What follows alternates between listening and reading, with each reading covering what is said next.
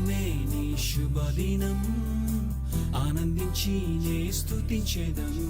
Hallelujah, praise the lord. ప్రియమైన దేవుని బిడ్డలారా, ఎలా ఉన్నారు? మరొక శుభదినంలోనికి ఉదయకాల సమయమున మీ అందరికి కూడా లవ్ వర్డ్ ని వినుటకు ప్రేమపూర్వకమైన ఆహ్వానాన్ని తెలియపరుస్తూ, ఈ యొక్క శుభదినంను కూడా దేవుడు మనకు వినిపింప చేయనై ఉంటున్న వాక్యాన్ని శ్రద్ధగా మనం విందాం. యోహాను సువార్త 15వ అధ్యాయము 1వ వచనం నుండి కొన్ని లేఖనములు క్షుణ్ణంగా మనము చదువుకుందాము. అయితే అతి ప్రాముఖ్యముగా యేసుక్రీస్తు అంటున్నాడు, మీరు నా యందు నిలిచి ఉండుడి, నేను మీ యందు నిలిచి ఉందును అని ఒక గొప్ప వాగ్దానాన్ని ఈ దినమున మన కొరకు ఆయన ఆరంభింపచేయాలని కోరుకుంటున్నాడు. మరి చదువుదాం శ్రద్ధగా. యోహాను సువార్త 15వ అధ్యాయము 1వ వచనం. నేను నిజమైన ద్రాక్షవల్లిని, నా తండ్రి వ్యవసాయకుడు. నాలో ఫలింపని ప్రతి తీగను ఆయన తీసి పారవేయును, ఫలించు ప్రతి తీగె మరి ఎక్కువగా ఫలింపవలనని దానిలోని పనికిరాని తీగలను తీసివేయును. నేను మీతో చెప్పిన మాటలను బట్టి మీరిప్పుడు పవిత్రులై ఉన్నారు. 4వ వచనం చూద్దాం. నా యందు నిలిచి ఉండుడి, మీ యందు నేనును నిలిచి ఉందును. తీగ ద్రాక్షవల్లిలో నిలిచి ఉంటేనే గాని తనంతట తానే ఎలాగూ ఫలింపదో,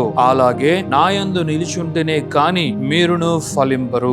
దేవునికే మహిమ ఘనత ప్రభావాలు కలుగును గాక. 4వ వచనంలో ఆయన అంటున్నాడు, నా యందు నిలిచి ఉండుడి, మీ యందును నేను నిలిచి ఉందును. మరి యేసుక్రీస్తు ఆయన శిలువ వేయబడే ముందు రోజు రాత్రి అంతా కూడా మన కోసం ఆయన చాలా వ్యయ ప్రయాసాలు పడడం జరిగింది. అయితే ఆయన ఇంకా అప్పగింపబడతాడు అన్న దానికంటే ముందు దినములలో ఈ వాక్కులన్నీ కూడా ఆయన మన కొరకే పలకడం జరిగింది. అది ఈ యొక్క యోహాను సువార్తలోని 14వ అధ్యాయం కావచ్చు, 15, 16 ప్రార్థనగా ఉన్న 17వ అధ్యాయము. ఇవన్నీ కూడా మన ఆత్మీయ ప్రయోజనం కొరకు, మన ఆత్మీయ ఇంటి కొరకు యేసుక్రీస్తు వీటన్నిటిని కూడా వ్రాయడం జరిగింది. మరి యేసుక్రీస్తు అంటున్నాడు, నేను నిజమైన ద్రాక్షవల్లిని, మీరు నన్ను గుర్తించండి అని యేసుక్రీస్తు అంటూ, నా తండ్రి ఒక ప్రత్యేకమైన స్థలంలో నన్ను ఆయన ఉంచడు, మరి అక్కడ మీరు కూడా ఉండాలి అని నా తండ్రి యొక్క అభిష్టమై ఉన్నది అని యేసుక్రీస్తు ఈ సందర్భముగా బయలుపరుస్తూ, అతి ప్రాముఖ్యముగా 4వ వచనమును మనము ధ్యానించుకునేలాగున ఈ దినమున వాగ్దానముగా ఆయన అనుగ్రహించాడు. మరి యేసుక్రీస్తు యొక్క 4వ వచనంలో ఆయన ఏమంటూ ఉన్నాడు, నా యందు మీరు నిలిచుండుడి, మీ యందు నేనును నిలిచుందును అన్న యొక్క మాట అతి ప్రాముఖ్యమైనది.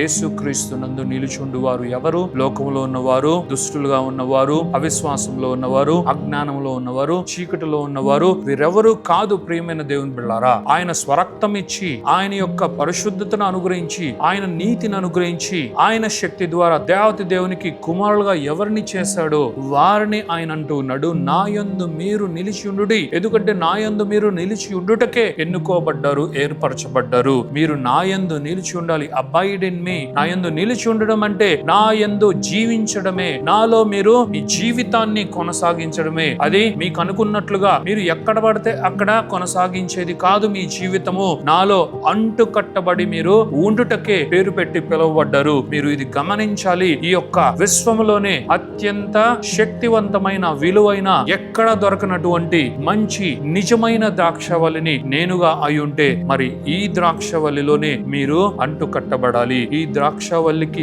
తీగలుగా మీరు అవ్వాలి. నిజమైన తీగలుగా మీరు కూడా అవ్వాలి అని అనుకుంటే నా యందు మీరు నిలిచి ఉండాలి. నా యందు నిలిచి ఉండుటకే నేను మిమ్మల్ని పేరు పెట్టి పిలిచాను. కాబట్టి నా యందు మీరు నిలిచి ఉండండి. నేను కూడా మీలో ఎలాంటి కార్యములు తీసుకురావాలో, ఎలాంటి ఫలితాన్ని తీసుకురావాలో నేను తీసుకుని వస్తానని యేసుక్రీస్తు సందర్భంగా ఆయన బయలుపరుస్తున్నాడు. మరి దీన్ని ఒక్కసారి మనము గమనించాలి. మనల్ని ఆయన అబ్బాయిడనమంటూ ఉన్నాడు. అంటే we have come to the feet of Jesus Christ to live there forever and ever. దేవునికే మహిమ ఘనత ప్రభావాలు కలుగును గాక. యేసుక్రీస్తు దగ్గరకు వచ్చింది మనము నిజముగానే ఆయన యందు నిలిచి ఉండుటకు, అనగా ఆయన యందు ఎప్పటికీ కూడా మనము ఆయన పైనే, ఆయనలోనే మనము జీవించుటకే ఆయన దగ్గరకు తేబడ్డాము, ఆయన దగ్గరకు చేర్చబడ్డాము అన్నది మనం ఎప్పటికి కూడా మర్చిపోకూడదు. దేవునికే మహిమ ఘనత ప్రభావాలు కలుగును గాక.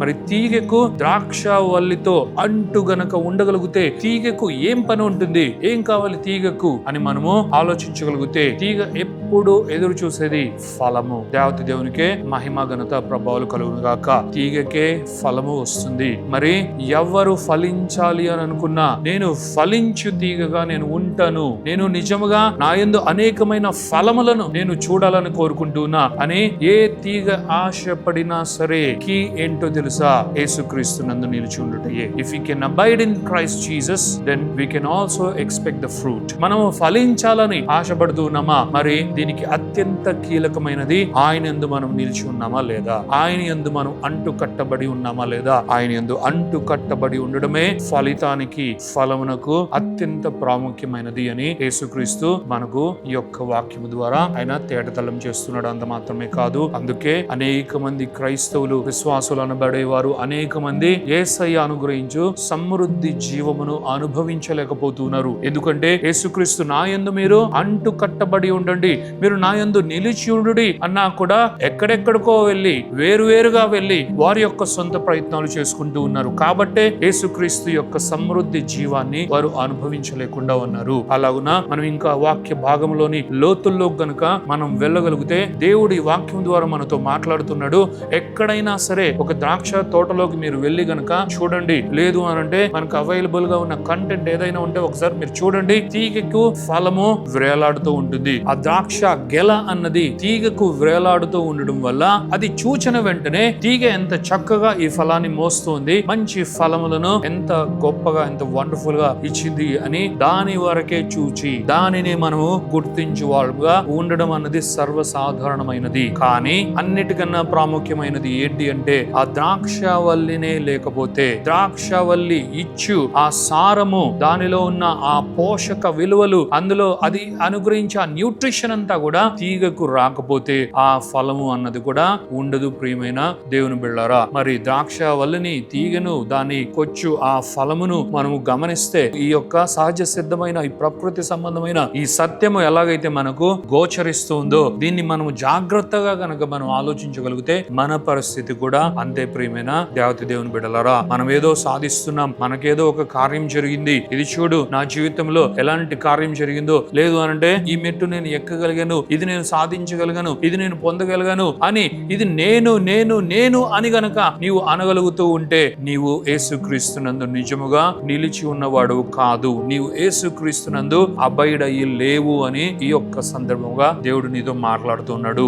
నీకు వచ్చే ఆ ఫలము, నీకు వచ్చే ఆ యొక్క సక్సెస్, నీకు వచ్చే ఆ రిజల్ట్ ఏదైతే ఉందో అది నేను, నాకే కదా వచ్చింది, నా ద్వారానే కదా వచ్చిందని నీవు చెప్పుకున్నా, నిన్ను గుర్తించి వారు నిన్ను గూర్చి ఆ విధంగా వారు చెప్పుకున్నా సరే రెండు రాంగే. ఎందుకంటే ప్రియమైన దేవుని బిడ్డలారా, నీకు వచ్చే ఆ ఫలము నీ యొక్క సారమైన, నీ యొక్క జీవమైన యేసుక్రీస్తు నుండే వస్తుంది. ద్రాక్షవల్లి అయిన యేసుక్రీస్తు శక్తి నుండి, యేసుక్రీస్తును బట్టే, ఆయన ఇచ్చిన జీవాన్ని బట్టే నీవు ఈ ఫలితాన్ని పొందగలుగుతూ ఉన్నావు. నీ ఆత్మీయ జీవితంలో, నీ విశ్వాస జీవితంలో అనేకమైన గొప్ప కార్యములు ఆయన్ని బట్టి కాక ఎక్కడి నుండి నీవు పొందగలుగుతూ ఉన్నావు ఒక్కసారి నీవు ఆలోచించవలసిన అవసరం ఉన్నది. మరి దీని ద్వారా మనం తెలుసుకోగలిగింది, నిజమైన జీవము ఎక్కడి నుండి వస్తుందో, ఆ జీవమే లేకపోతే బయటికి కనిపించే ఈ రిజల్ట్స్ అన్ని కూడా వాటికి మీనింగ్ లేదు. నిజమైన ద్రాక్షవల్లి అయిన యేసుక్రీస్తును గనక మనం గుర్తించకపోతే మరి దానికి మీనింగ్ లేదు. అందరూ అనుకోవచ్చు, ఒకవేళ నీవు కూడా జీవం కలిగిన దేవుణ్ణి విస్మరించి ఆయన్నే పక్కన పెట్టి, నేను ఈ రోజు బాగా మంచి స్థితిలో ఉన్నా, నేను మంచిగా అర్న్ చేయగలుగుతున్నా, మంచి జాబ్ ఉంది, మంచి లైఫ్ ఉంది, మంచి ఫ్యామిలీ ఉంది, నాకు అన్ని బాగానే ఉన్నాయి, ఇదిగో ఇవన్నీ కూడా నా జ్ఞానం ద్వారా, నా చదువు ద్వారా, నా యొక్క తెలివితేటల ద్వారా ఇవన్నీ నేను సాధించగలిగాను అని నీవు అనుకుంటూ ఉంటే, ఎవరికి ఘనతనివ్వాలో వారిని నీవు విస్మరించి నీవు నిన్ను నీవే గొప్ప చేసుకునే పరిస్థితిలో ఉన్నావు అన్నది కూడా దేవుడు నీకు బయలుపరుస్తున్నాడు. నీ జీవితంలో నీవు గుర్తించి, నీవు గమనించి, నీవు ఘనతను అనుగ్రహించవలసిన, నీవు మహిమను అనుగ్రహించవలసిన ఒక్కరున్నారు. అదే నిజమైన ద్రాక్షవల్లి అయిన యేసుక్రీస్తు. యేసుక్రీస్తును నీ జీవితంలో గుర్తించు దేవుని కుమారుడుగా, కుమార్తెగా నీవు ఉండాలని ఆయన కోరుకుంటున్నాడు. కాబట్టి ఈ వాక్యం ద్వారా దేవుడు నీతో మాట్లాడుతూ నీ జీవితాన్ని ఆయన కట్టాలని కోరుకుంటున్నాడు. అలాగనే యేసుక్రీస్తు ఏమంటున్నాడు? ప్రియమైన దేవుని బిళ్ళరా, తీగ ద్రాక్షవల్లిలో నిలిచి ఉంటేనే కాని తనంతట తానే ఎలాగూ ఫలింపదో, అలాగే నా యందు నిలిచి ఉంటేనే కాని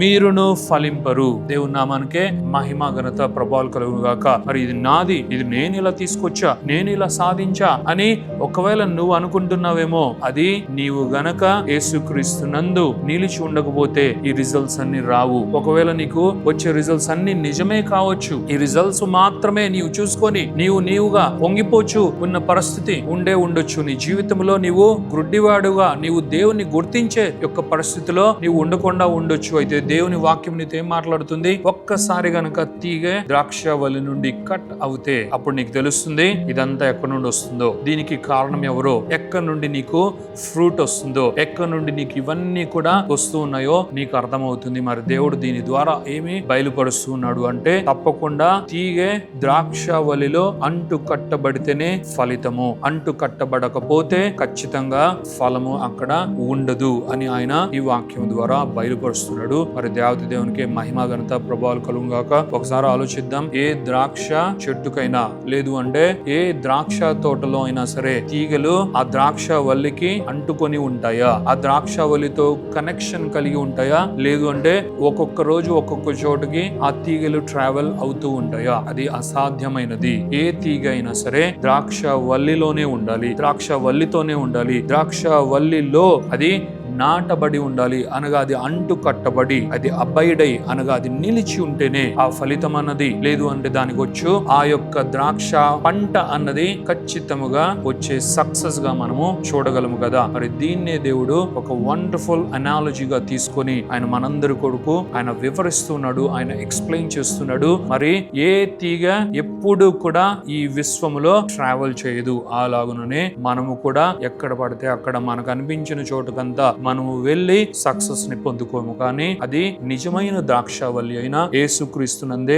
మన ఫ్రూట్, మన సక్సెస్ ఉంది. యేసుక్రీస్తునందే ఆ కార్యము అది సాధ్యమవుతుంది అని యేసుక్రీస్తు మరొక్కసారి ఆయన ఎంత మంచి ద్రాక్షవల్లి అయి ఉన్నాడో, ఆయన ఎలాగున నిజమైన ద్రాక్షవల్లి అయి ఉన్నాడో, అలాగున నిన్ను కూడా ఫలించు తీగగా చేయాలని కోరుకుంటున్నాడు. అలాగున ఆయన అనుకున్న ప్రణాళికలన్నీ కూడా నీ యందు ఫలించులాగున చేయాలని కోరుకుంటున్నాడు. ఈ వాగ్దానం ద్వారా దేవుడు మాట్లాడుతున్నాడు. మరి మీరందరూ కూడా ఇటువలనే జీవించాలి అని ఆయన అనుకున్నట్లుగా ఆయన యందు నిలిచి ఉండి మన ఆత్మీయ జీవితమునంతా యేసు నామములో కొనసాగించాలని మన దేవత దేవుడు కోరుకుంటున్నాడు. దేవత దేవునికి మహిమ ఘనత ప్రభావాలు కలుగును గాక. ప్రార్థించుకుందాం. Thank you father, thank you Jesus, thank you holy spirit God. దేవ మీకు వందనాలు, యేసయ్య మీకు వందనాలు, పరిశుద్ధాత్మ దేవ మీకు మహిమ ఘనత ప్రభావాలు చెల్లిస్తున్నాం. ఈ యొక్క శుభదినాన్ని బట్టి వందనాలు నాయన. ఇదిగో తండ్రి, ఈ యొక్క ఉదయకాల సమయమున మీరు ప్రత్యేకమైన వాక్కుతో మీరు మాతో మాట్లాడినందుకు కృతజ్ఞతాస్తుతులు చెల్లిస్తున్నాం నాయన. ఇదిగో తండ్రి నాయన, ద్రాక్షవల్లి నీవు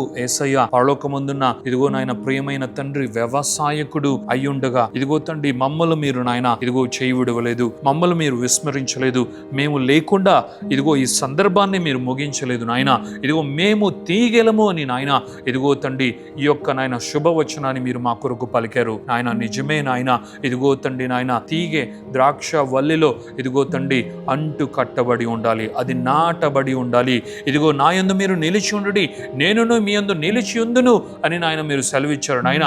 ఇదిగో తండ్రి తీగె ద్రాక్షవల్లిలో నిలిచి ఉంటేనే కానీ ఇదిగో తండ్రి ఎలాగో ఫలించదో, మీరు నా యందు నిలిచి ఉండాలి, నా యందు నిలిచి ఉండి ఫలించాలి అని నాయన ఇదిగో మీరు కోరుకుంటున్నట్లుగా ఈ వాక్యం ద్వారా ఇదిగో తండ్రి ప్రియమైన బిడ్డలందరితో యేసు నామములో మీరు మాట్లాడినందుకు మీకు కృతజ్ఞతాస్తుతులు చెల్లిస్తున్నాయన.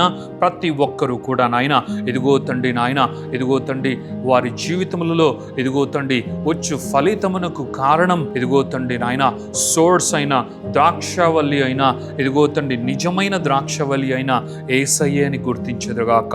ఇదిగో తండ్రి వారికి జీవం, సమృద్ధి జీవము, నిజమైన జీవము యేసయ్య నుండే ఇదిగో వస్తుంది, యేసయ్య నందే అది లభిస్తుందని గుర్తించెదరుగాక. అది ఎవరైనాను సరే మిమ్ములను ఆయన గుర్తించి మిమ్ములను నాయన ఇదిగో మహిమపరచెదరుగాక. ఇదిగో తండ్రి నాయన తీగెనందు నాయన తీగ యొక్క నాయన భవిష్యత్తునందు నాయన మీరు చేయు కార్యము గొప్పది నాయన. మీరు నాయన ప్రసరింప చేయు ఆ యొక్క జీవము నాయన ఇదిగో తండ్రి అది నాయన గొప్ప కార్యమై ఉన్నది.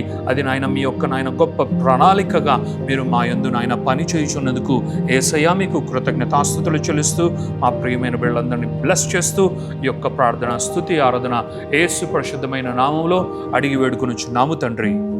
Amen, amen, amen.